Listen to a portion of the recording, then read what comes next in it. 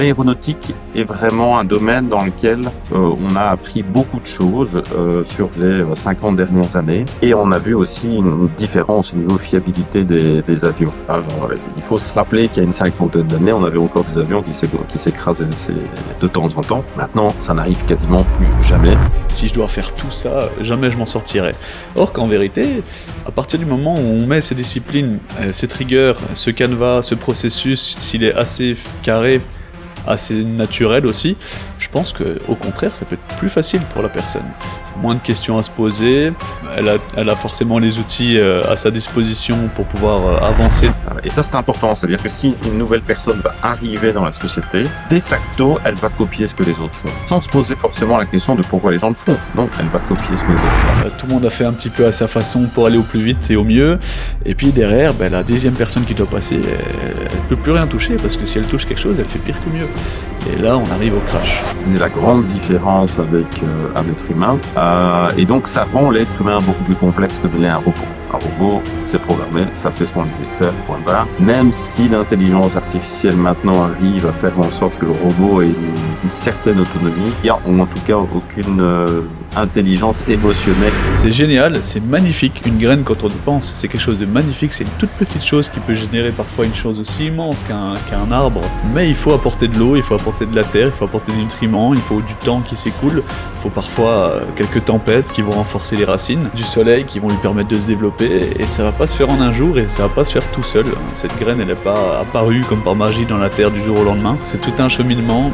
Un livre est quelque chose qui peut-être est plus stable dans le temps, surtout qu'un livre va exister encore dans 5, 10 ans, 20 ans. Moi, mes enfants lisent les livres que j'ai lus et que j'ai gardés dans ma bibliothèque, auxquels je ne touchais plus. Ok, ils les relisent. Je suis pas sûr que les enfants de mes enfants reliront les posts qu'ils auront fait sur Insta ou sur Facebook. Bienvenue dans cette série d'interviews, de débats, pas exactement, où l'on donne son avis. Attention, n'oublie pas que... Les avis, c'est comme les trous du cul, tout le monde en a un. Alors en tout premier, bonjour Mathias, et bienvenue. Merci à toi d'avoir accepté cette invitation. Je te fais un petit récap de cette série, donc les grandes guidelines en soi sont sur la discipline, et puis le fait de pouvoir avancer avec des habitudes saines envers des projets qui peuvent être différents pour tout un chacun. Ici, dans notre cas, qui est un projet que j'ai pu voir via LinkedIn que vous avez lancé, projet coup de poing. Mais par discipline, j'entends pas non plus quelque chose de très militaire, de forcément implacable, plus quelque chose de petit à petit, pouvoir émettre des habitudes de plus en plus constructives et peut-être plus complexes. Commencer peut-être parfois par des choses plus simples. J'ai comme idée que si on commence de manière beaucoup trop dure dès le début, on va plus vite se décourager qu'autre chose. Après, ça fera partie d'un sujet au long de cette vidéo, un petit débat. Donc, on va pas trop en dire plus. Ici, je peux t'inviter peut-être à te présenter et peut-être te présenter au travers d'une ligne qui est pour moi intéressante, qui est justement un peu au long de ton évolution. Quels sont les chemins que tu as empruntés et puis quelle était du coup un peu la place de la discipline dans ton évolution à ce sujet-là? Donc, tout d'abord, Mathias Lotelin. Donc, j'ai 48 ans. 3 enfants, une femme, et aussi pas mal d'amis, de connaissances, etc. Donc, quel a été un peu le fil conducteur de ma vie? J'ai toujours été relativement curieux. J'aime bien apprendre des choses, j'aime bien découvrir des choses. J'aime bien aussi faire connaissance avec des gens. Je suis un être humain qui a besoin de contact. Voilà. Pour le reste, comme tout un chacun, je suis arrivé à la fin de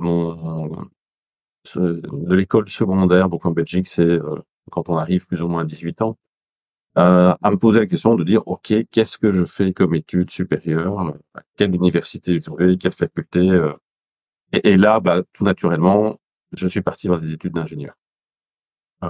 Pourquoi? Pour apprendre à apprendre et surtout pour comprendre les choses. Alors, au bout de mon cursus d'ingénierat, j'ai commencé dans les pour travailler pour essentiellement que des groupes internationaux, qui eux aussi ont investi en moi et ont continué en fait ma formation. Alors, cette discipline, c'est titre personnel. Tous les 2 ans, je m'inscris à une formation, que ce soit un 3e cycle universitaire ou autre.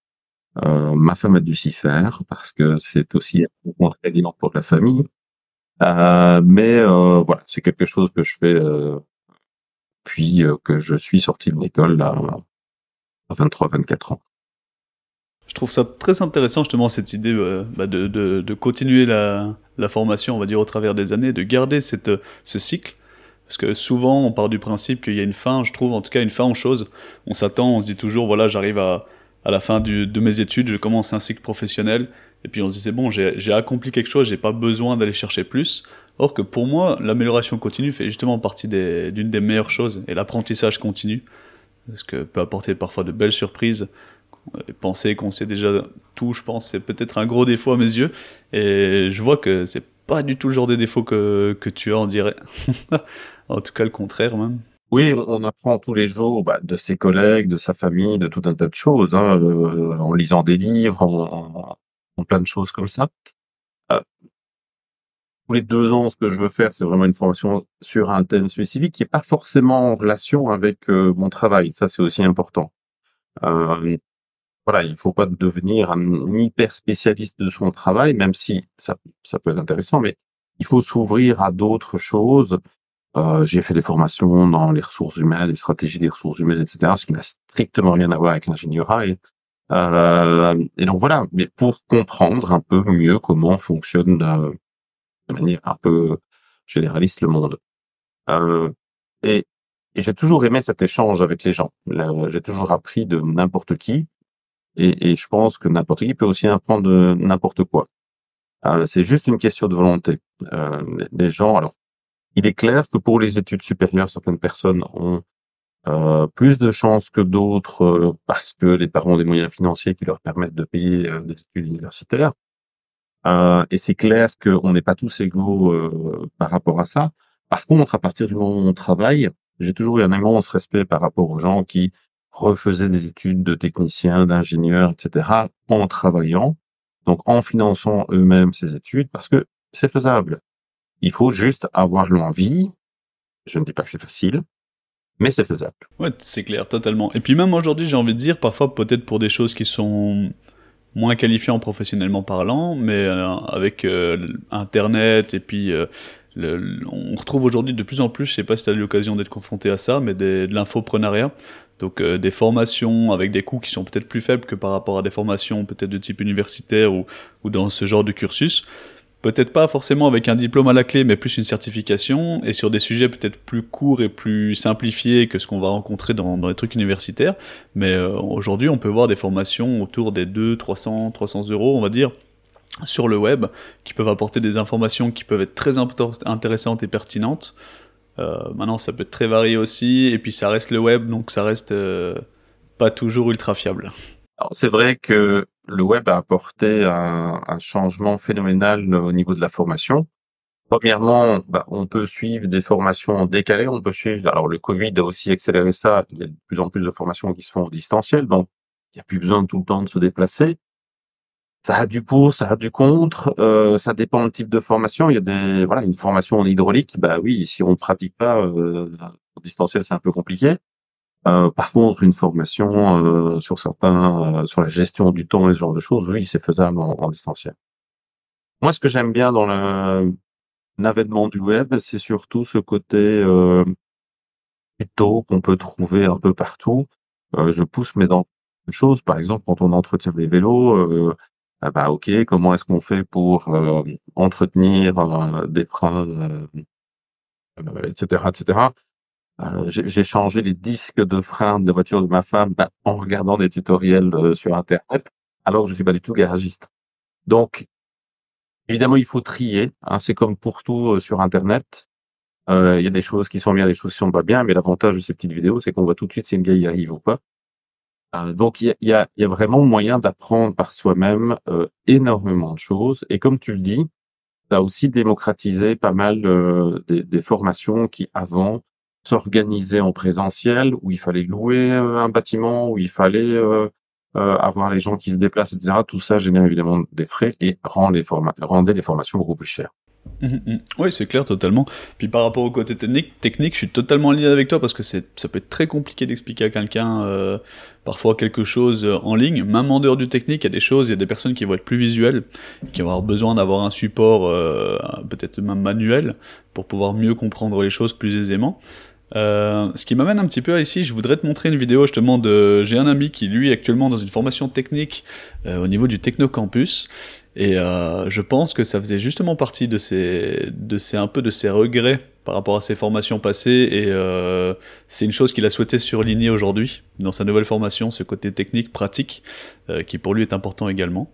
Bonjour Monsieur Lotelin, je vais me présenter, je m'appelle donc Zachary. J'ai fait donc en secondaire mécanicien automaticien, où d'ailleurs j'ai rencontré Julien. Je n'ai pas continué en tant que mécanicien automaticien après mes études, car j'estimais qu'on n'avait pas assez de cours pratiques et que dans le monde du travail, la pratique et les compétences, c'était quelque chose de primordial. Je suis revenu sur un domaine moins pratique, un petit peu plus théorique, toujours dans le technique, qui était l'électricité. Je suis parti donc en génie électrique, et aussi justement parce que cette option proposait donc de l'alternance, donc une semaine sur deux, je devais partir en stage, mais malheureusement sans voiture et pendant le Covid, trouver un stage fut une épreuve des plus dures.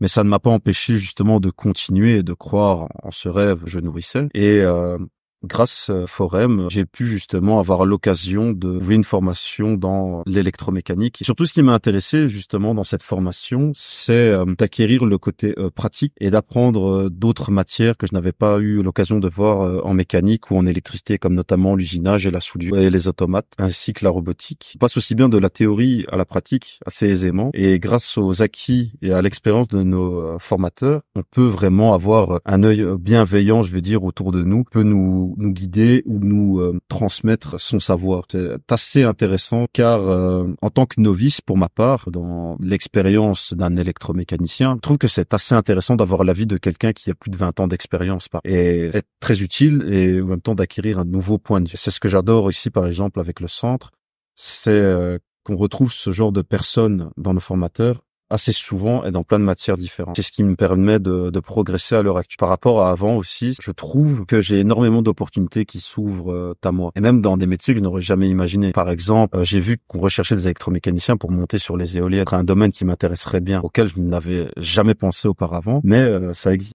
Ce qui raconte, effectivement, c'est intéressant parce que en Allemagne, on a beaucoup comment dire, ces formations qui sont vraiment imbriquées dans les entreprises. On appelle ça de l'alternance. Hein. En Belgique, on fait pas trop ça et c'est dommage parce qu'on se rend compte que moi, c'était pareil hein, quand je suis sorti de mes études d'ingénieur. Hein, il y a une différence entre la théorie que j'ai apprise et puis j'arrive dans l'industrie et puis on me dit oui mais si tu calcules ça comme ça, tu vas mettre 3 mois donc nous on n'a pas le temps, il faut aller plus vite et donc on prend des raccourcis. Pour les métiers techniques, c'est même encore plus compliqué, je pense, parce que ici, quand je vois les formations qui sont données, des fois, c'est donné aussi sur des équipements qui sont de génération plus ancienne. Ce qui fait que les gens, quand ils sortent et qu'ils arrivent, entre autres, dans une des entreprises où je travaille, dans le LMK à la Louvière, industrie sidérurgiste, forcément, c'est hyper compliqué. Et on a des fois des gens qui prennent peur en se disant, ouh là là, qu'est-ce que c'est que ce truc, je vais jamais m'en sortir, parce que dans l'industrie sidérurgique, en fait, on va de la haute tension à la basse tension, on a de l'instrumentation, enfin, on a de la mécanique, on a de l'hydraulique, on a tout. Et on a tout au plus complexe, avec de l'automatique, etc. Donc, forcément, se dire, mais c'est trop vaste, c'est trop compliqué, et donc, on est obligé d'accompagner les gens. Les gens doivent se former au début auprès des plus anciens qui sont dans l'usine pour réussir à comprendre comment ça fonctionne. Alors, évidemment, les plans sont essentiels. Sans les plans, même nous qui sommes expérimentés dans l'usine, on s'en sortirait pas. Mais ça veut dire que ces stages, cette alternance, on peut l'appeler comme on veut, elle est primordiale. Les Allemands l'ont bien compris, les Belges pas encore, les Français à moitié, je dirais, et encore même pas pour tout, alors que c'est essentiel.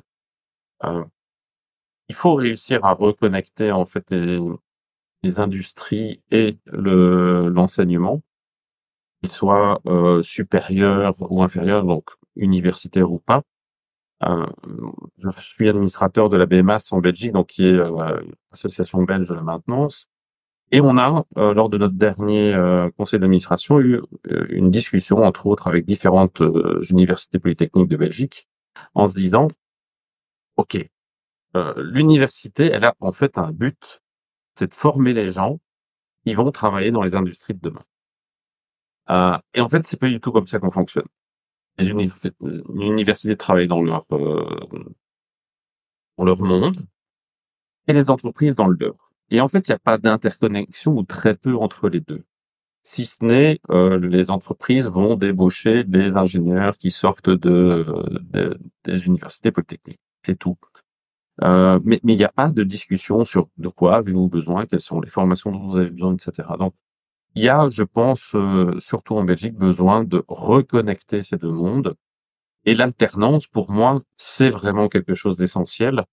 Ça permet aussi à quelqu'un qui aime la technique de ne pas être que dans une formation théorique et d'avoir une alternance théorie-pratique, théorie-pratique, théorie-pratique. Et c'est le meilleur moyen pour apprendre. C'est ce qu'on utilise en fait dans l'industrie. Dans l'industrie, on forme en théorie notre personnel, on le laisse utiliser cette technique pendant 2-3 mois, puis on reforme sur autre chose. Et donc, il faudrait effectivement que ça fonctionne. Alors, Technocampus, pour ceux qui ne sont pas belges, c'est un organisme, donc une ASBL, une association sans but lucratif, qui fait des formations pour des personnes qui sont dans l'enseignement secondaire ou des demandeurs d'emploi, de façon à les aider à acquérir des compétences qui sont nécessaires pour l'entreprise. Ils ont la dernière technologie, ils ont des robots, ils ont des automates de dernière génération, etc., etc., etc., ce que les écoles n'ont pas. Et donc, ça permet peut-être aussi d'arriver un peu sur cette opération coup de poing qu'on organise. Cette opération coup de poing, en fait, elle vient de 3 acteurs principaux. Le premier, c'est le Forum. Donc en Belgique, le Forum, c'est l'organisme qui est censé aider les demandeurs d'emploi à trouver un travail. Technocampus, qui est ce qu'on expliquait juste à l'instant, donc un centre de formation. Et enfin, le troisième acteur, c'est la société pour laquelle je travaille, donc LLMK, qui a besoin de personnel compétent. Et donc, le coup de poing pénurie, c'est quoi? C'est une association de ces 3 partenaires. Et on va définir en fait un programme de formation. Donc nous, par exemple, dans le cadre de LLMK, on cherche pour nos 3 usines en Belgique, donc LLMK La Louvière, Clabec et Malange, des électriciens avec une petite compétence en mécanique, mais surtout de très bons électriciens, pour travailler dans nos usines sidérurgistes. Ce qu'on a comme souci, c'est qu'évidemment, il y en a qui sortent de l'école, mais il y en a pas assez qui sortent de l'école pour toutes les entreprises en Belgique et dans le nord de la France. Donc, l'idée, c'est de voir avec des demandeurs d'emploi qui sont intéressés par le côté technique et de dire, OK, si vous êtes volontaire, nous, on vous paye la formation, on vous forme et la clé, on vous engage. À la condition, évidemment, de réussir des examens en bout de session. Et donc, l'idée ici, c'est que on va sélectionner, alors actuellement, on a à peu près 80 candidats qui se sont fait connaître auprès du Forum. On va les rencontrer lors d'une journée un peu de sélection speed dating, je vais appeler ça comme ça. Durant la journée, on va d'abord expliquer ce qu'est le Forum, ce qu'est LLMK, ce qu'est Technocampus, quel est le package qu'on vend au niveau formation. Ils vont visiter l'usine de la Louvière qui se trouve juste à côté des bureaux du Forum et on va en profiter en même temps pour faire donc ces interviews avec des électriciens et des contremaîtres électriciens qui vont sélectionner les différents candidats sur base de leur motivation. Et exceptionnellement, on va pas le faire sur base de il a le diplôme, il a pas le diplôme, comme c'est souvent le cas. Donc forcément, la plupart des gens qui vont postuler à ce programme de formation n'ont pas de diplôme d'électricien et sont demandeurs d'emploi. Et donc ce sont des gens qui sont soit en reconversion, soit qui se disent tout compte fait, j'ai fait des études, mais je ne trouve pas de boulot qui me plaise dans ce domaine-là, j'aimerais bien essayer autre chose. Ouais, je trouve ça très intéressant. Je voudrais rebondir aussi sur un des premiers points que tu avais donné par rapport à la différence qu'on peut constater entre parfois les formations et le monde professionnel qu'il y a derrière, surtout en termes technologiques. C'est également un point que j'ai relevé là, quand je suis sorti de mes études au niveau secondaire, où on travaillait sur des automates qui commençaient à dater un peu, et puis qui n'étaient pas du tout à jour par rapport au monde professionnel. Surtout que la première société pour laquelle moi j'ai travaillé était une société où on montait et produisait des armoires, donc forcément en dernière génération. Donc, pas du tout en corrélation avec ce que j'avais pu voir lors de mon cursus.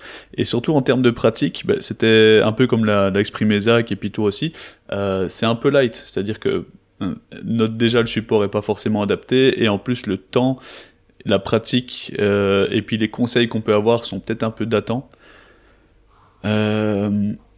Après, je trouve ça du coup super chouette que vous ayez fait ce lien entre le monde professionnel actuel et puis le monde scolaire, on va dire. Parce que oui, c'est vrai qu'il y a un gros décalage aujourd'hui et qui malheureusement pourrait continuer à se creuser. Et je trouve du coup ça génial d'essayer de mettre peut-être un petit peu un frein à ça.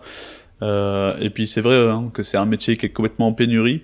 Je trouve étonnant parce que pour moi c'est un métier qui est passionnant. C'est des métiers techniques. Encore hier je lisais un post sur LinkedIn par rapport au tournage, hein, qui est une chose différente, mais tournage fraisage, de quelqu'un qui est totalement passionné. Et puis au début de sa carrière on l'a un peu découragé en disant non non c'est un sous-métier.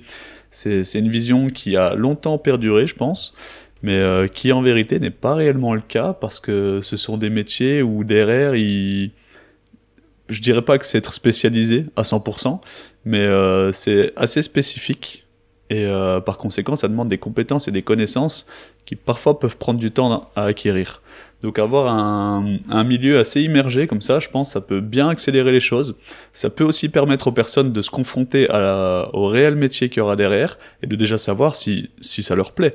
Parce qu'on peut parfois faire un cursus aussi en ayant une idée, une théorie de ce qu'on va faire et puis se rendre compte que finalement ce qu'on fait derrière c'est peut-être pas forcément ce qu'on s'était imaginé parce qu'il y a une différence entre forcément le milieu scolaire et le milieu professionnel et qui peut en décourager plus d'un et puis faire changer d'avis plusieurs personnes. Du coup je trouve ça top de pouvoir projeter la réalité à la théorie et augmenter ce niveau de pratique on va dire. Après, j'ai pas vraiment les chiffres, je t'avoue, par rapport aux quantités on va dire, de l'offre et de la demande aujourd'hui, du nombre de personnes qui sortent de formation et du nombre de demandes. Alors, c'est un problème qui existe depuis, je vais dire, 20 ans, et qui s'accentue parce que on a en fait une industrie qui devient de plus en plus technologique. Qu'est-ce qui se passe? On a de plus en plus de robots, mais ces robots, effectivement, pour les entretenir, on a besoin de plus en plus de personnel hautement qualifié. Donc, on a en fait un glissement de l'industrie vers des métiers très qualifiés, et les métiers qui sont peu qualifiés, en fait, il y en a de moins en moins. Ce qui est problématique parce que dans une population, on a un peu de tout et on doit essayer de trouver aussi des solutions et du travail un peu pour tout le monde. Je vais revenir sur une chose que tu disais, donc technicien, un sous-métier, non, certainement pas, il n'y a pas de sous-métier en fait, hein. Même la personne qui est éboueur, c'est pas du tout un sous-métier, c'est un métier qui est utile à la société. Et à partir de là, tous les métiers sont utiles à la société. C'est comme dans une entreprise, un CEO tout seul, il va rien produire, il sert à rien. Et un ouvrier tout seul, c'est pareil. Donc en fait, les sociétés ont besoin de différents types de compétences pour réussir à fabriquer un produit et à le vendre. Et donc, tous ces métiers sont utiles.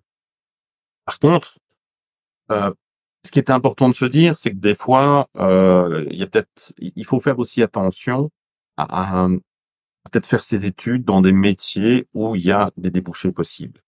Faire des études pour sa connaissance personnelle, évidemment, c'est très intéressant. Mais si c'est pour trouver un travail, évidemment, il faut se renseigner sur là où il y a le plus de débouchés possible. Et dans les métiers techniques, c'est certain. Et il faut pas croire, un technicien gagne très bien sa vie, pas loin même d'un ingénieur, parce que ce sont des métiers en pénurie, ce sont des métiers qui sont, comme tu le dis, compliqués. Entre la théorie et la pratique, c'est pas forcément évident. Il y a énormément de systèmes différents qu'il faut être capable d'appréhender, de comprendre. Et quelque chose que j'aime bien, entre autres, chez Technocampus, ils ont des mini-usines, en fait. Ils ont créé des mini-usines et ils créent des pannes, en fait, dans ces mini-usines. Et le jeu est, en fait, de détecter d'où vient la panne Il y a tout un tas de techniques qui existent hein, pour ça, mais ça, c'est quelque chose, je pense, dont l'enseignement devrait prendre exemple, c'est mettre en pratique en fait la théorie, mais de manière ludique. Et souvent, Oui. ça plaît beaucoup. Et c'est là où je voulais en revenir aussi. Je pense que ces métiers techniques sont aussi des métiers très gratifiants. Parce que je trouve que parfois, on a l'impression que faire quelque chose de ses mains, ça peut être compliqué. Parfois plus compliqué qu'un métier peut-être, je dirais, intellectuel. Plus compliqué dans le sens où aujourd'hui, on fait de moins en moins de choses, hein, on va dire de manière manuelle. Comme tu le disais, hein, beaucoup de choses sont automatisées, beaucoup de choses sont remplacées, on va dire, par des machines aujourd'hui. Hein, et ça, depuis même longue date. Hein. Et je pense que justement, ces métiers, en tout cas en tant que dans la maintenance, après il y a plusieurs branches qui existent pour tout ce qui est métier technique, mais on est sur quelque chose qui, aller chercher une panne, réussir à comprendre une machine qui peut-être initialement de base on ne connaissait peut-être pas, bien sûr on a les grandes lignes techniques, et je trouve que c'est très gratifiant justement, ce côté réussir à décortiquer un problème, à le résoudre, bon, dans des délais peut-être parfois appréciés ou non, mais ça, souvent la production qui, on va dire, est le moins, le plus C'est challengeant peut-être. tout à fait le jeu du casse-tête en fait. Hein. Quand on Mm. aime bien élucider ce genre de choses, on adore la technique. Euh, et alors, il y a différents levels. Hein. On peut avoir des pannes qui sont très simples, on peut avoir des pannes qui sont très complexes, qui nécessitent de travailler en équipe, de travailler avec d'autres personnes, de croiser les idées, etc. De faire des tests pour pouvoir dire ok c'est pas ça, mais ça pourrait être encore ça. Donc voilà. Et c'est vraiment euh, je vais souvent faire des escape games, j'aime bien ça. Et en fait, on peut comparer le dépannage de l'escape game. Hein. C'est réussir à trouver les énigmes pour trouver la solution qui permet de sortir ou qui permet de redémarrer la machine. Ouais, totalement. Moi, je le voyais un peu plus aussi, hein, comme l'idée du médecin, on va dire, ou même, en fait, il y a plein d'analogies différentes, et je trouve que c'est ça qui est génial avec ces métiers un peu plus techniques, ou même qui tournent, qui touchent autour de la technologie en règle générale, c'est qu'au fond, ça demande non pas seulement des compétences dans l'électricité, hein, comme c'est le sujet précisément, mais dans l'analyse, dans la réflexion, dans le travail en équipe, et dans plein de compétences qui bien souvent sont pas forcément mis en première vue au départ, mais qui sont essentielles au final. Et tout à fait. Nous, par exemple, pour nos électriciens chez NLMK, donc on les a formés maintenant à de la mécanique de base, de l'hydraulique de base, à des techniques d'analyse de panne pour pouvoir plus facilement et plus rapidement trouver l'origine de la panne. Voilà, c'est un métier qui est très varié. Je pense qu'il y a personne qui s'ennuie dans ce genre de métier. Il faut aimer aller sur le terrain, il faut aimer de temps en temps aussi mettre les mains dans le cambouis, j'appelle ça. Mais c'est agréable et surtout il faut aimer travailler en équipe parce que dès qu'on arrive dans des industries un peu compliquées, on a du mal à s'en sortir tout seul. Surtout que les technologies sont de plus en plus complexes et parfois demandent de maîtriser plusieurs compétences en même temps. Et c'est là où je pense Technocopus a une très belle carte à jouer, comme tu disais, par rapport à la partie mini-usine. C'est un peu le retour que me faisait Zach par rapport... Et si eux, ils ont comme projet de fin de formation, ils doivent reprendre une machine qui a été câblée, montée et programmée par le batch de formation précédent, on va dire, et ils doivent repasser au travers et tout recommencer à zéro, peut-être avec des choses différentes. Ce qui fait que c'est un peu entre le côté maintenance, où du coup ils doivent percevoir un peu le travail de la personne avant elle, ce qu'elle a fait, comment elle a conçu l'appareil, quelle était la logique, pour eux pouvoir le décortiquer et puis en faire quelque chose, la modifier par exemple. Du coup ça peut ramener un peu aussi sur plus des petits projets, on va dire. Et ça permet d'avoir une belle vue d'ensemble, justement de tous ces corps, de toutes ces cordes, on va dire, à avoir. Je voulais revenir un peu plus sur le sujet, tu sais, de la discipline, dans le sens où on va dire que mon premier point de vue était très péjoratif sur la discipline. Hein, je suis quelqu'un de plus émotif, d'explosif, on va dire. Je pense que c'était peut-être ça qui m'a inspiré au début dans la maintenance. Hein. On a une panne, on y va tout de suite. Il faut tout de suite se creuser les méninges et puis on se reposera après. Et mais avec le temps, et puis peut-être avec ce passage plus sur une branche de la maintenance côté méthode, hein, comme tu le sais,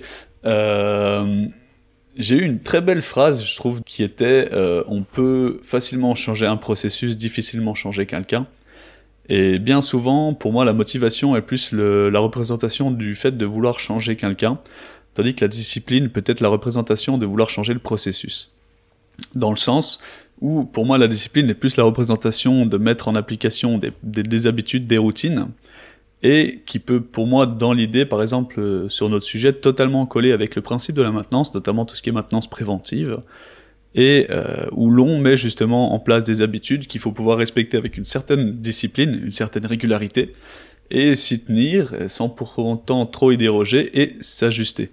Une discipline trop ferme aussi, pour moi, n'est pas une discipline efficace.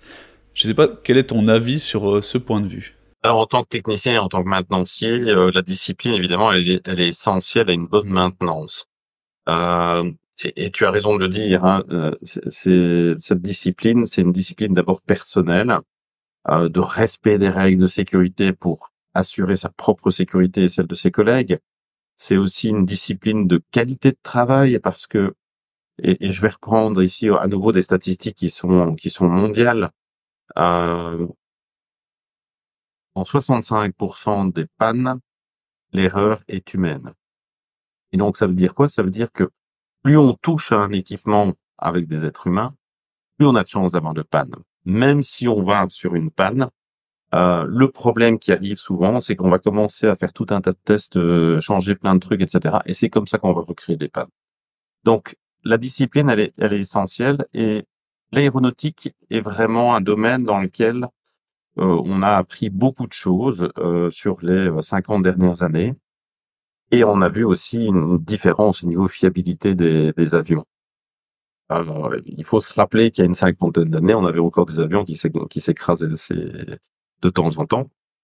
Maintenant, ça n'arrive quasiment plus jamais. Et donc, c'est une réussite phénoménale. Et ça, il faut aussi voir comment est faite cette maintenance des avions.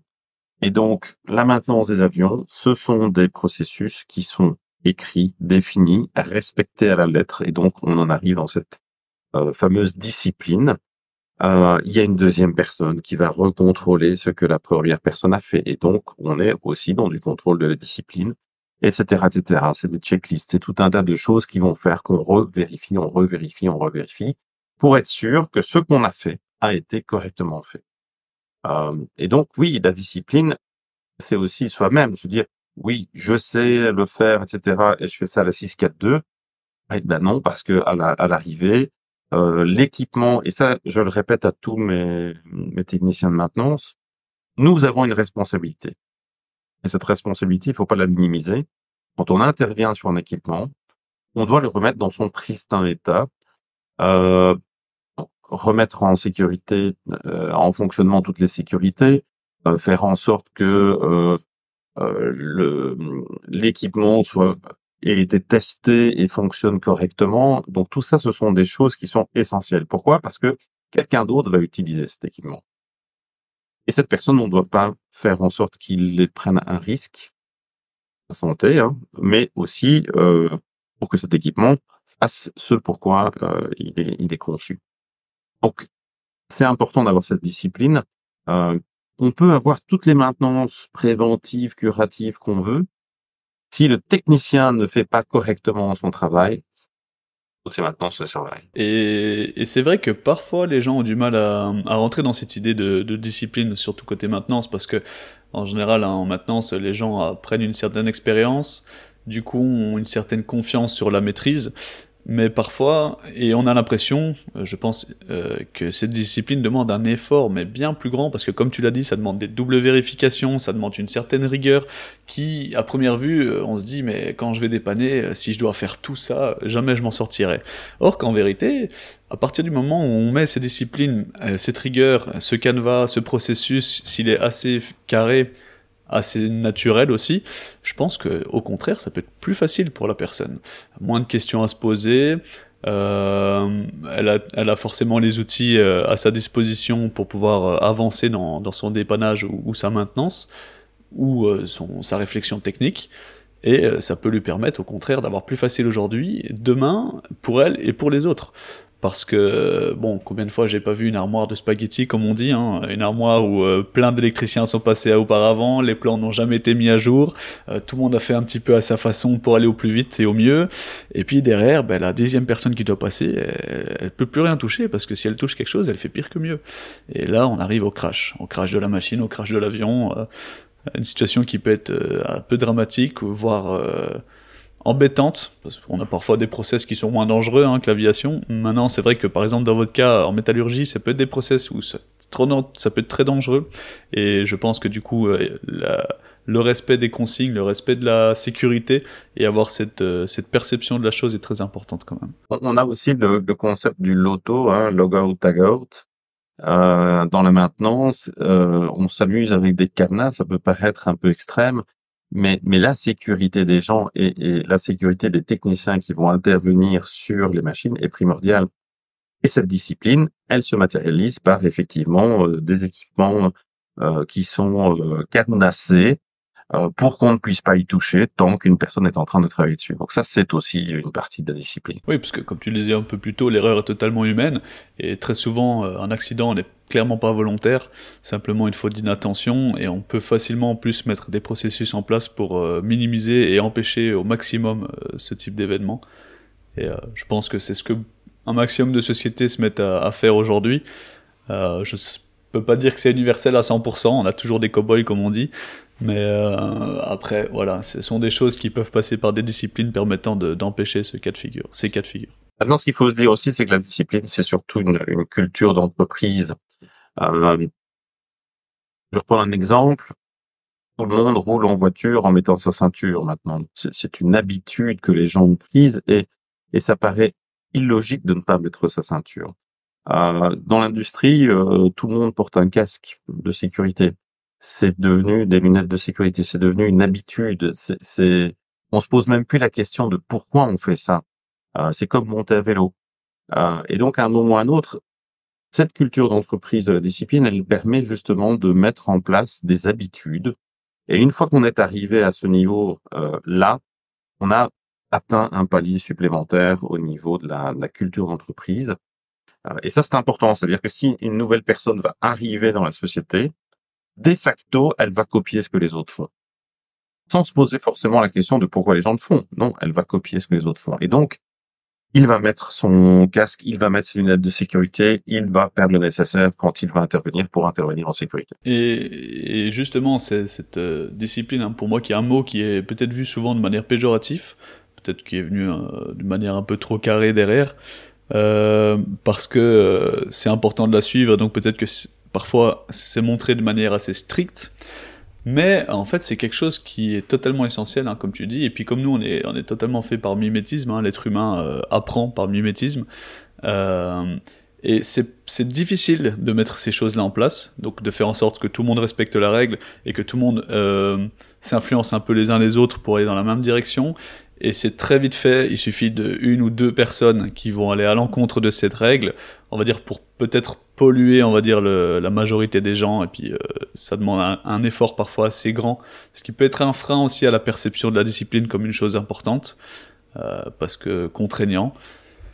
Mais justement, pour moi, c'est là où je voulais discuter avec toi de la place de l'émotion et de l'inspiration dans ces choses-là, parce qu'aujourd'hui, on a l'impression, du moins j'ai l'impression, que c'est une chose qu'on oublie de plus en plus, parce que justement l'émotion, elle pousse à faire des choses qui nous paraissent irréfléchies parfois.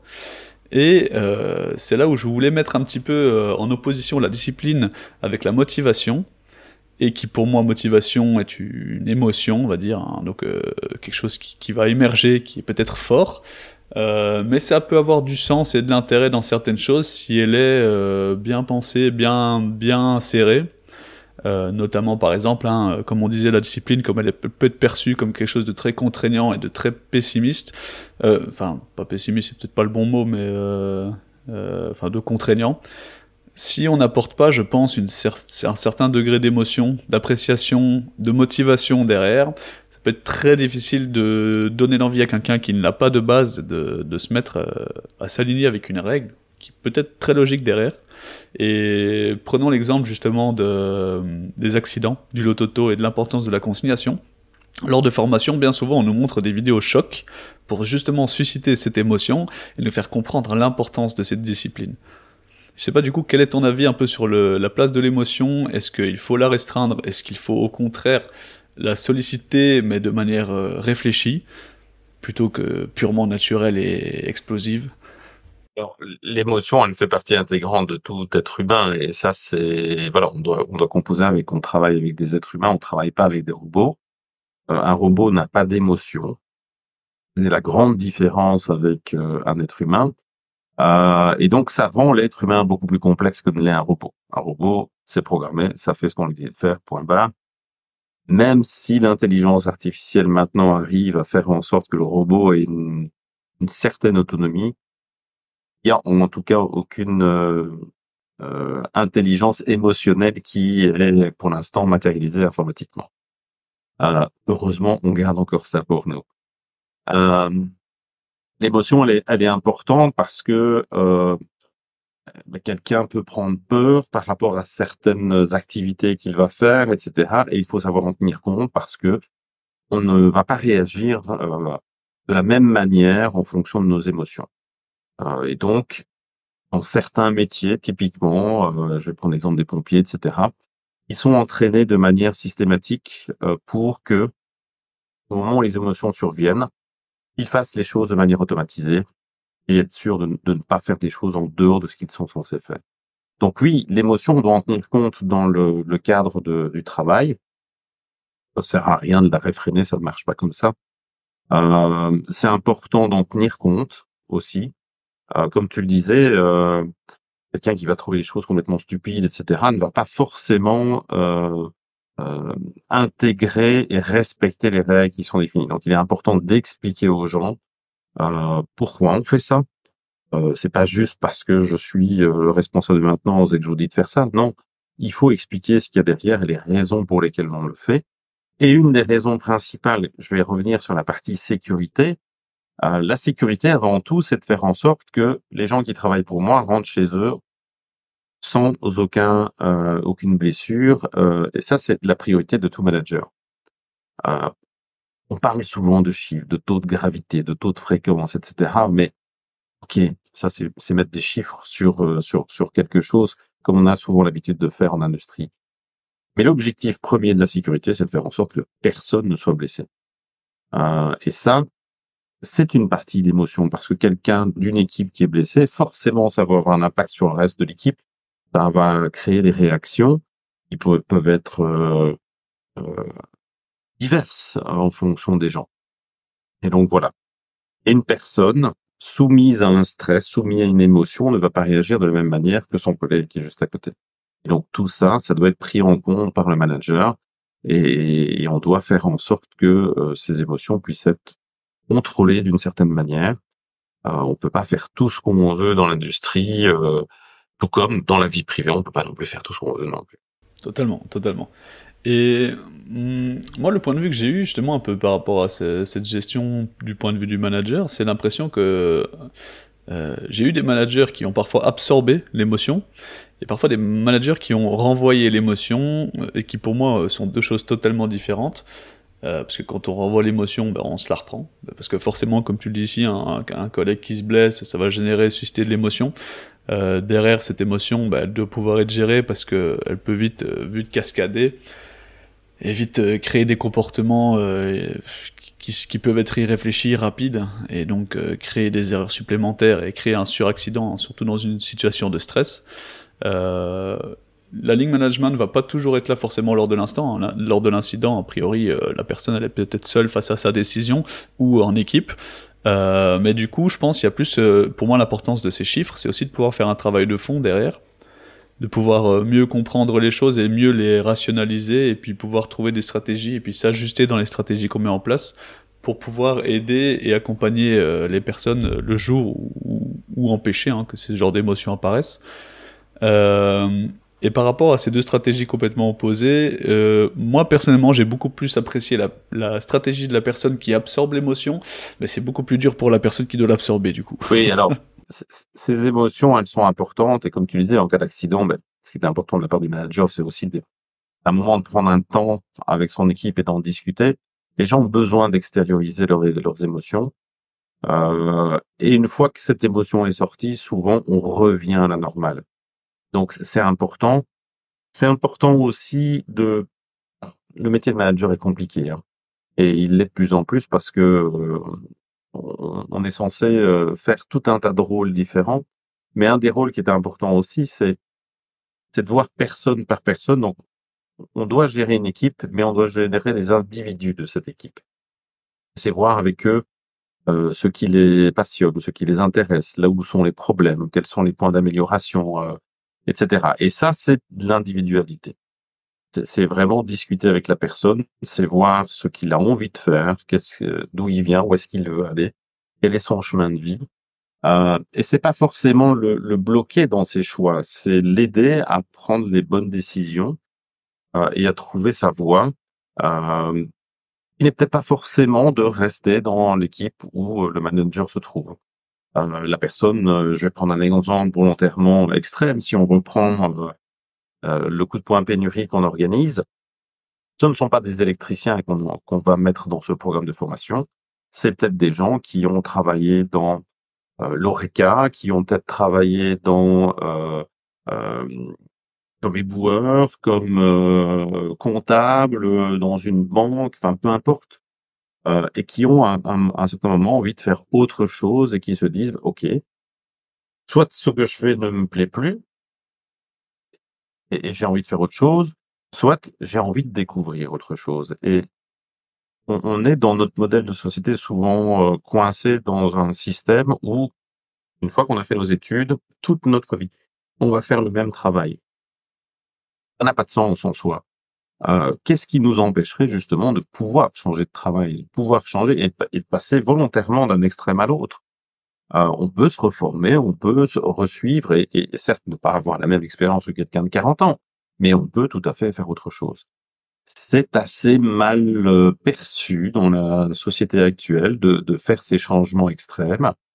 Mais en général, je trouve que les gens qui ont fait ça sont beaucoup plus ouverts à d'autres choses que les autres. Donc voilà, donc un des principaux problèmes qu'on a avec ce coup de poing pénurie, ça a été de convaincre les managers de maintenance de dire ok, ce ne sont pas des électriciens, mais ils vont le devenir. Et tout de suite cette petite côté réfractaire des gens qui disent oui, mais enfin bon, moi j'ai besoin d'électriciens, si c'est pas des électriciens, j'en veux pas. Et une des discussions que j'avais eues avec un des profs de Techni Futur, qui est une autre société comme Technocampus qui est plus sur la région de Liège en Belgique, un des profs d'automatisme m'avait dit le meilleur automaticien que j'ai formé, c'était un artiste peintre. Et le gars a tout de suite adoré la programmation, etc. et nous a fait des trucs, mais qui étaient simplement fabuleux. Et donc, qu'est-ce que ça veut dire? Ça veut simplement dire que c'est pas parce qu'on est peintre qu'on peut pas devenir automaticien. Et peut-être inversement, si on est automaticien, ça ne veut pas dire qu'on ne peut pas devenir peintre. Totalement. Et justement, moi, c'était la chose qui m'a le plus bloqué lors de mon choix d'études, parce que je me disais toujours, hein, quand on est jeune, on entend souvent, bon, qu'est-ce que tu veux faire plus tard? Qu'est-ce que tu veux faire plus tard? Et plus tard, je veux faire beaucoup de choses, je veux pas en faire qu'une. Et puis l'idée de vouloir faire qu'une seule chose toute sa vie, qui pour moi était une idée j'avais beaucoup de réticence. Et donc derrière, au final, je pense que ça limite tellement plus les choix d'une personne, et ça peut augmenter les regrets. Parce que quelqu'un va faire une décision, se dire ok, je pars pour une formation, pour partir vers une profession qui peut-être au bout de 10 ans j'aurais envie de changer, et puis si le système n'est pas adapté au changement, je pourrais pas changer. Aujourd'hui, on a aussi parfois des boîtes qui ferment, qui restructurent, ou de nouvelles boîtes qui émergent, de nouveaux métiers qui apparaissent, hein. Comme tu disais tout à l'heure avec l'IA, c'est quelque chose qui n'existait pas, et puis je pense même quelqu'un qui est habitué à la programmation aujourd'hui, il va devoir apprendre de nouvelles perceptions et de nouvelles façons de réfléchir pour pouvoir comprendre, programmer et forger une IA, par exemple. Puis, du coup, pour moi, c'est un peu la place de l'amélioration continue, on va dire. Amélioration continue, pas forcément sur une ligne parfaitement droite, de dire j'ai une compétence et je l'améliore, mais plutôt dire j'ai une série de compétences, je vais les améliorer, mais je vais aussi en apprendre d'autres, et m'améliorer en apprenant d'autres compétences, parfois qui sont pas du tout les mêmes, hein, comme tu disais, entre le peintre et l'automaticien. Pour ma part, j'ai commencé à faire un cursus en sciences et informatique. Puis j'ai basculé sur le métier d'éducateur, éducateur de la petite enfance, donc, rien à voir. Puis je suis retourné en audiovisuel, encore une fois, rien à voir. Et de là, j'ai voulu faire prof de maths, encore une fois, rien à voir. Et j'ai fini comme électricien. Et puis voilà, après, une fois que je suis devenu électricien, c'est pour moi un des métiers qui était les plus intéressants, on va dire, dans ceux où j'ai pas pratiqué, mais j'ai eu un avant-goût en termes plus théoriques.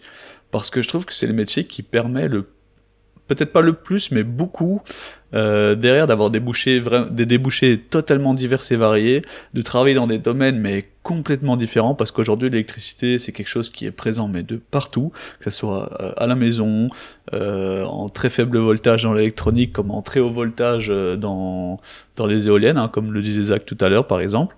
Dans des domaines tellement variés, tout comme la mécanique, hein, au final, on peut très bien se retrouver à travailler dans l'aviation, dans un domaine plus maritime, dans un domaine de la sidérurgie, un domaine de chimie, peut-être même de sociétés qui alimentaires, des choses totalement différentes. Et je pense qu'avec une formation qui initialement est peut-être dirigée sur un thème spécifique, peut derrière apporter beaucoup, beaucoup, beaucoup plus à la personne qu'elle peut se l'imaginer. Clair que, ouais, tu sais, je te l'ai dit, hein, la limite que souvent qu'on a, c'est celle qu'on se fixe. Il n'y a pas de limite en soi à partir du moment où on est motivé et où on veut faire les choses. Alors certes, je ne minimise pas le travail qu'il y a à faire pour évidemment changer de domaine, reprendre des études, lire, apprendre, tester, etc. Oui, c'est conséquent et c'est faisable. L'impossible, en fait, c'est nous qui le définissons. Et souvent, quand on arrive à dire aux gens, mais lâchez-vous, faites ce que vous avez envie de faire, et n'attendez pas demain, après-demain pour le faire. Ça ne sert à rien. La vie est courte, et il faut savoir en profiter. Ce que moi j'appelle, on va dire à ma manière, les croyances limitantes, c'est que bien souvent on définit la réalité au travers de nos expériences et du coup on se dit, on se crée des croyances qui nous limitent en nous disant ça est une chose totalement impossible. Or que si d'autres le font, qu'est-ce qui nous en empêche nous ?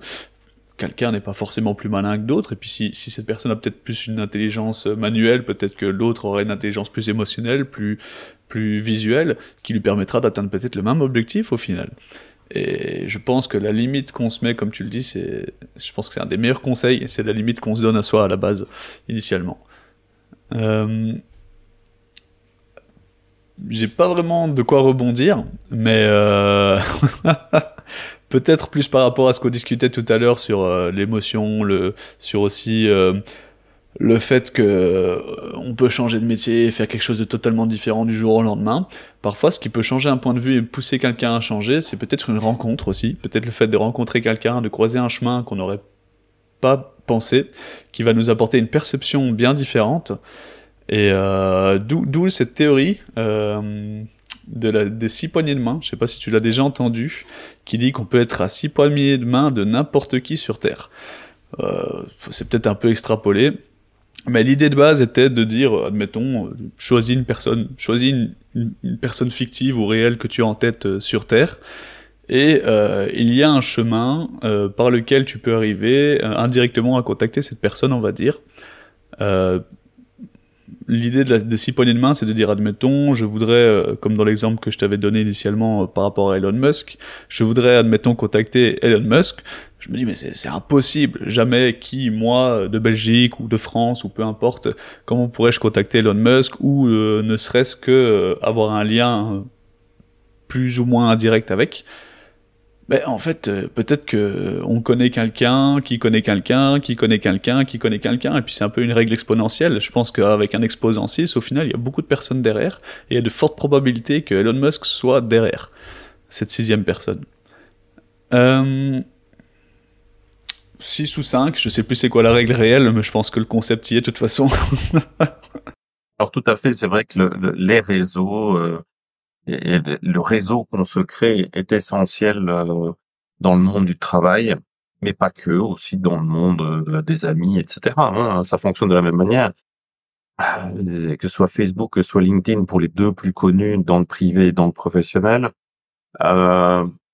Ces réseaux sont essentiels, permettre de mettre les gens en commun sans forcément qu'on soit l'un à côté de l'autre. Ça permet aussi de pouvoir toucher des personnes auxquelles on ne penserait pas avoir accès. Il y a d'autres exemples. Alors, le réseau, c'est essentiel parce que, on l'a dit en début d'interview, on peut pas tout savoir. Et donc, à un moment ou à un autre, les gens se spécialisent un petit peu dans un domaine et dans un autre.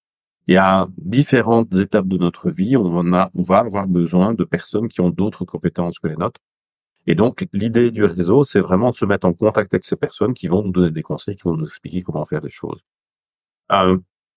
C'est important de développer son réseau et c'est un conseil que je donne à tout le monde de le développer très rapidement, très vite, sans forcément vouloir être comme certaines personnes sur certains réseaux, Insta et compagnie, d'avoir un maximum de followers. C'est pas ça le but. Le but, c'est d'avoir des contacts, c'est pas d'avoir des followers. On n'est pas là pour pousser quelque chose ou vendre quelque chose. On est là pour échanger et partager. C'est pas tout à fait le même concept.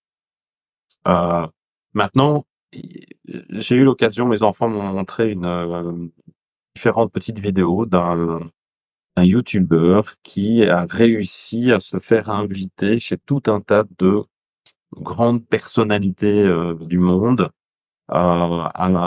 Et cette personne faisait ça pour sa maman, qui ne pouvait plus bouger de chez elle. Et en fait, c'est parti d'un défi avec sa mère. Et il s'est dit, je vais essayer. Et il y est arrivé, mais d'une manière phénoménale. Ce qui prouve bien que, comme tu dis, hein, ce concept des 5 poignées de main peut mettre n'importe qui en contact avec n'importe qui. Alors, ok, il est clair que le président des États-Unis sera peut-être un peu plus compliqué à contacter que le Premier ministre belge, ça c'est certain. Et rien n'est impossible. Oui, après c'est sûr qu'on peut essayer, mais la réponse, j'en suis pas sûr. Après, moi j'ai un point de vue qui est peut-être un petit peu différent du tien par rapport à l'histoire du réseau. Je suis tout à fait d'accord par rapport à l'importance d'avoir un réseau qualitatif plutôt que quantitatif. Donc avoir un réseau où on a connaissance des gens qui sont derrière, hein, parce que comme tu le disais par exemple un réseau avec quelqu'un qui crée un compte Instagram pour avoir des centaines de milliers de followers et qui a aucune idée de qui sont les personnes qui se trouvent derrière, qui a uniquement pour but peut-être de vendre un produit ou autre. Tandis qu'un réseau, plus comme on peut l'imaginer sur LinkedIn avec un réseau professionnel de personnes qui vont s'apporter des compétences qu'elles n'auront peut-être pas forcément directement. Mais pour moi, le réseau de masse a aussi un jeu important par rapport à l'éducation, dans le sens où parfois une idée peut changer une vie, et cette idée, si personne ne l'entend, elle changera la vie de personne. Et du coup, je me dis que parfois, un livre qui a été écrit il y a 2000 ans, qui est encore lié aujourd'hui, par exemple, propage des idées à des milliers, des milliers, des milliers, des milliers de personnes qui ont peut-être inspiré leur vie ou leur ont fait avoir des réflexions qu'elles n'auraient peut-être pas eues de base. Donc je pense que ce réseau de masse est intéressant aussi de ce point de vue. Alors oui, d'une certaine manière, tous ces réseaux permettent de véhiculer des idées, des concepts, etc. Maintenant, le problème, c'est qu'il y en a tellement que ces réseaux sont tellement inondés d'informations que oui, ça touche beaucoup de gens, mais c'est très éphémère. Donc, ouais, un livre est quelque chose qui peut-être est plus stable dans le temps, surtout qu'un livre va exister encore dans 5, 10 ans, 20 ans. Moi, mes enfants lisent les livres que j'ai lus et que j'ai gardés dans ma bibliothèque, auxquels je ne touchais plus. Ok, ils les relisent. Je suis pas sûr que les enfants de mes enfants reliront les posts qu'ils auront fait sur Insta ou sur Facebook. Alors là, je suis totalement d'accord, mais c'est pour moi du coup la différence entre une idée qui vit et une idée qui est morte, je veux dire. C'est que pour moi, un livre est une idée figée, est une idée qui va traverser les âges et qui ne va pas évoluer. Tandis que peut-être un post qui est mis, c'est sûr et certain qu'on va l'oublier dans 2 mois, mais peut-être que la graine qui l'aura fait naître, elle va fournir quelque chose qui ne mourra jamais en quelque sorte. C'était un peu ma façon de théoriser, on va dire, l'immortalité quand j'étais plus jeune. Hein. C'était un petit débat que j'avais avec un ami de dire, tiens, comment tu penses qu'on pourrait être immortel? Bon, plusieurs chemins de pensée. Mais pour moi, un des chemins de pensée est un chemin de pensée tel qu'on pourrait l'imaginer avec César, qui par exemple, César a fait des actions, dit des choses, qui probablement que 300 ans plus tard, plus personne n'y pensait tellement, parce qu'il avait d'autres choses à se préoccuper, mais qui derrière a généré des idées, des concepts, fait des choses qui ont continué leur bout de chemin et qui fait qu'aujourd'hui son nom résonne toujours. Parfois même un nom est oublié, hein, tout comme le concept initial, mais c'est très important de pouvoir y planter une graine, hein, et de pouvoir faire germer des concepts et des idées, ce qui est pour moi le point initial de l'évolution continue en tout cas. Oui, tout à fait. Tu peux avoir ça et tu as des concepts comme Mozilla, qui est une organisation de programmation ouverte, où on part d'une idée et tout le monde vient rajouter un petit peu sa poudre, sa magique, etc. Sa partie de programmation et tout, et c'est comme ça qu'on crée un projet commun. Ça reste exceptionnel dans le monde actuel parce que tout le monde veut valoriser ce qu'il crée. On n'est pas trop dans le côté je donne aux autres. Voilà, c'est le côté capitalisme, hein, mais ça c'est important. Par contre, oui, il existe des concepts qui fonctionnent et qui permettent de mettre ensemble. On a eu le cas lors du Covid, hein, où tous les pays du monde ont mis l'argent sur la table à une condition auprès des sociétés pharmaceutiques, c'était de partager leurs avancées sur la recherche d'un vaccin. Alors, ils ont quand même bien monétisé ça. À la fin, on est bien d'accord, ils n'y ont pas perdu, certainement pas. Mais c'était pour une des premières fois où on a mis en commun notre savoir de manière obligatoire, ce qui va souvent à l'encontre du capitalisme. Je suis d'accord, et pourtant pour moi c'est une erreur en termes de capitalisme, parce que la meilleure façon de recevoir c'est de donner en premier, j'ai comme idée. Et justement, c'est une chose qui évolue, hein, le capitalisme c'est quelque chose qui évolue constamment. Là j'étais en train de lire un livre, bon le titre est en anglais, je connais pas la traduction, c'est The Worldly Economic Philosopher, donc ça retrace un peu les idées de Karl Marx, fin des années 1800 par exemple, notamment, ou d'autres idées. Notamment un exemple qui était donné qui était super intéressant, je trouve, qui était le cas d'une petite ville en Angleterre où un directeur d'une usine avait décidé au lieu de faire travailler ses enfants de manière super autoritaire, forcée et parfois même violente, de plutôt les mettre dans un cadre plus confortable et de les former pour les qualifier. Et la plupart des gens ont fini par se rendre compte qu'au final c'était vachement plus efficace, vachement plus rentable, et que la capitalisation du savoir était peut-être plus intéressante que la capitalisation monétaire purement parlant. Et que je pense que le capitalisme est une idée qui peut être très intéressante et qu'on ne doit pas forcément limiter uniquement à l'argent, et c'est une très belle chose que tu disais, hein, par rapport à la recherche. Pour moi, là, c'est une des premières fois, comme tu le dis aussi, où tout le monde a capitalisé du coup sur le savoir plus que sur l'argent. C'est une chose qu'on fait de plus en plus, je pense, quand même, hein, par rapport à la formation, hein, déjà par rapport à votre projet Coup de poing, qui est du coup de capitaliser, hein, directement sur des savoirs, sur des compétences, sur la mise en œuvre d'apprentissage de compétences à des personnes qui étaient pas du tout peut-être partisantes à ça, et qui peut-être que si vous n'aviez pas fait votre projet et communiqué, peut-être que certaines personnes, comme tu le dis, et peut-être un boulanger, ne se seraient jamais dit tiens je vais devenir électricien.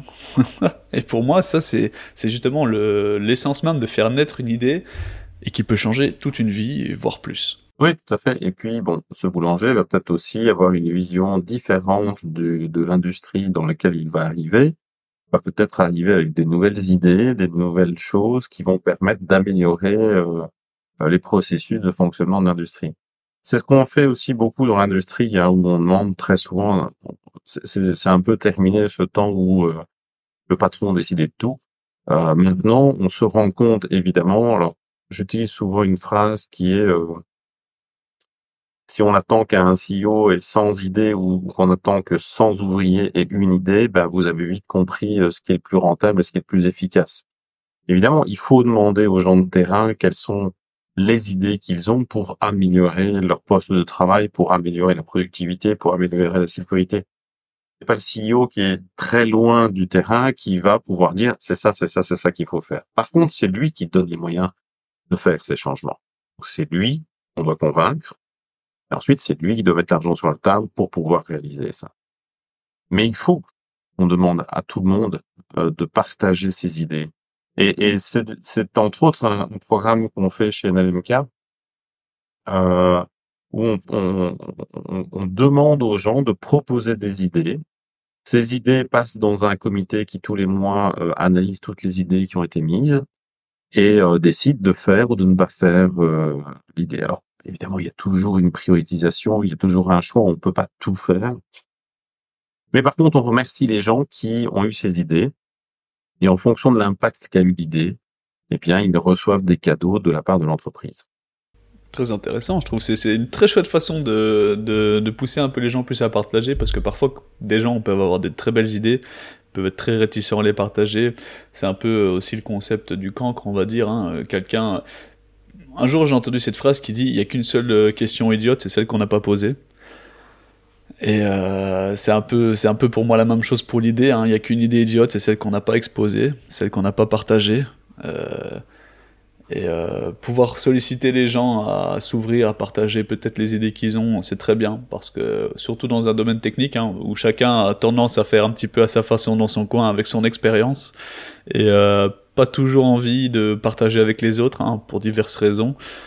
Bon, j'en ai connu un, hein, qui aimait bien garder son savoir, on en a peut-être tous connu un qui aimait bien garder son savoir, mais je pense que c'est une des plus grandes erreurs, parce que on avance toujours mieux ensemble que tout seul, et réussir à rassembler tout le monde autour de... Tout à fait. Et puis, quelqu'un va émettre une idée.